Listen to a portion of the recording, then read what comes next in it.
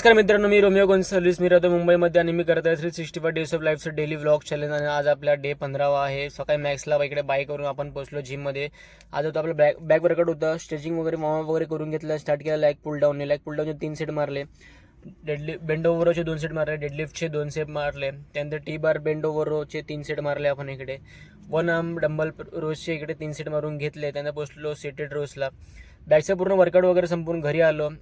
भाषाला बघायचं, स्कूलमध्ये नवीन कपडे घालून बोलवलेलं. त्याला स्कूलमध्ये सोडायला आलो. स्कूलमध्ये सोडल्यानंतर घरी आलो, नाश्ता वगैरे करून घेतला.